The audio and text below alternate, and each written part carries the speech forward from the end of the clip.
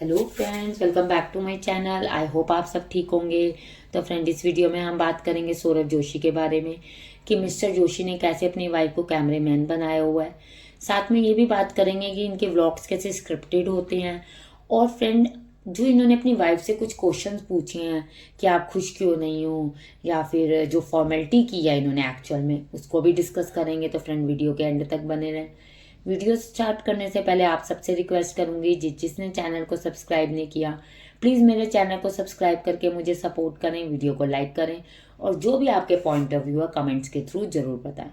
Friend, जैसे कि आपको पता है कि मिस्टर जोशी जो हैं एक स्मार्ट, भैया इतने टाइम से नंबर 1 यूट्यूबर हैं, जो बनना इजी नहीं। नॉर्मल इनके व्लॉग्स होते हैं, व्लॉगिंग में कुछ खास इनके नहीं होता, बट हाँ, उनकी ऑडियंस उसको देखती है और most of the time appreciate भी करती है। पर जब से इनकी शादी के व्लॉग्स आए हैं, लोग उनको ट्रोल कर रहे हैं और मिस्टर जोशी ने इस चीज़ को समझ लिया कि लोगों ने मुझे ट्रोल कर रहे हैं, पर मैं ट्रोलिंग को ही चाहे कंटिन्यू करता हुआ अपना एक, वही बात है, हाईलाइट में बने रहें।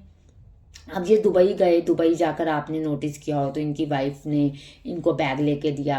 वाइफ इनकी कह रही थी कि 38 मिलियंस हो गए हैं, जो सौरभ को नहीं पता होगा, नहीं पता होता। ऐसा कैसे हो सकता है कि एक इंसान को ये ना पता हो कि मेरे 38 मिलियन हो रहे हैं, जो एक एक चीज़ पे नज़र रख रहे हैं, जिन्होंने, आप देखो, अपने आप को वायरल करने के लिए अपनी वाइफ की एम्बैरेसिंग मोमेंट, गिरने वाली मोमेंट तक डाल दी, उसको कैसे नहीं पता होगा।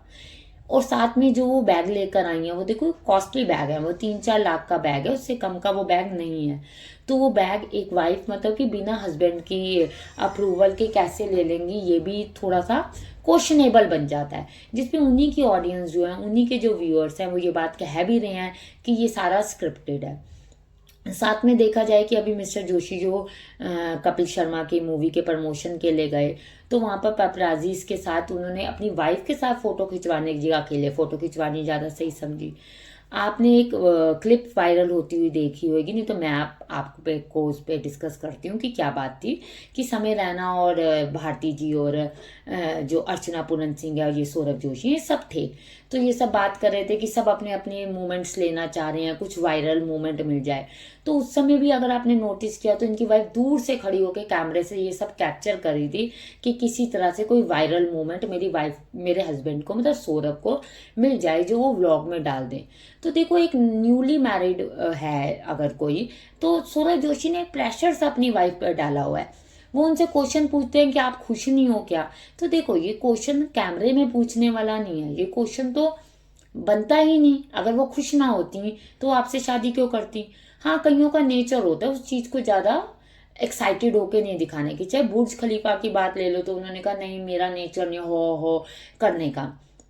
तो मिस्टर जोशी को ये बात समझ आ गई कि जैसे मैं करता हूँ, ओवर एक्साइटेड होता हूँ चीज़ों को देख के, वैसे मेरी वाइफ नहीं कर सकती। तो इससे बेटर इसको एज अ कैमरे मैन ही प्रेजेंट किया जाए, क्योंकि मेरी कुछ मूवमेंट्स ऐसी होती है जिसको कैप्चर करना जरूरी होता है, तो ये कैप्चर कर लेंगी। तो ये मिस्टर जोशी की चीज़ गलत थी। साथ में मिस्टर जोशी के वाइफ कह रही हैं कि नहीं, उस समय हम बहुत थक गए थे। तो आपने देखा हो, नोटिस किया हो, तो मिस्टर जोशी की स्टार्टिंग से लेके एंड तक जितने भी आप वेडिंग के व्लॉग्स देखोगे, उसमें उनके जो रिएक्शंस थे वो सेम थे। कुछ ऐसा नहीं था कि कहीं पर वो खुश हो रही हो तो कहीं पर वो दुखी हो रही हो। कई लोगों का नेचर होता है, वो नहीं अपने आप को शो करते। जैसे उनकी सिस्टर है, वो हंसमुख सी है, चुलबुली सी है, उनका नेचर है, वो उस तरीके से एक्सप्रेस करती हैं, जबकि वाइफ नहीं करती। तो इनको भी वो चीज़ डालनी चाहिए थी कि मेरी वाइफ ऐसी है। तो खुद ही अगर मिस्टर जोशी कहते तो ज़्यादा अच्छा रहता। पर मिस्टर जोशी को तो ये है कि मैं अपनी वाइफ को किसी भी तरह से ट्रोल कर दूं, पर मैं वायरल रहूं।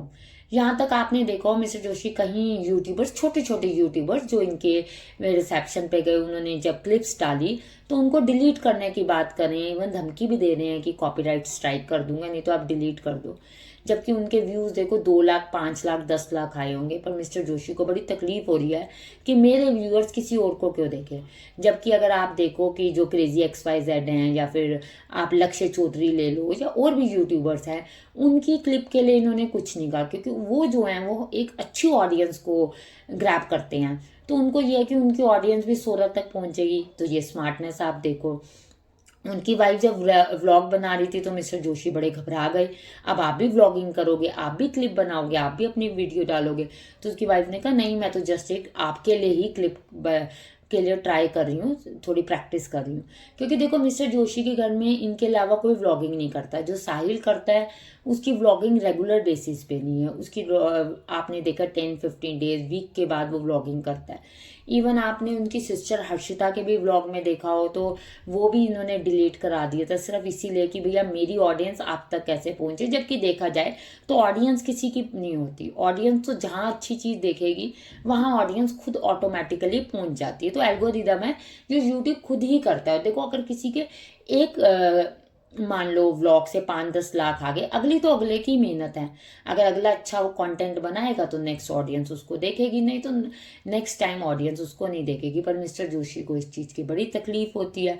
मिस्टर जोशी ने अपनी वाइफ के साथ ये जो देखो ये जो शादी के बाद का टाइम होता है वो स्पेंड करने की जगह उन्होंने कहा कि भैया मैं व्लॉगिंग को पूरा फोकस रखूं।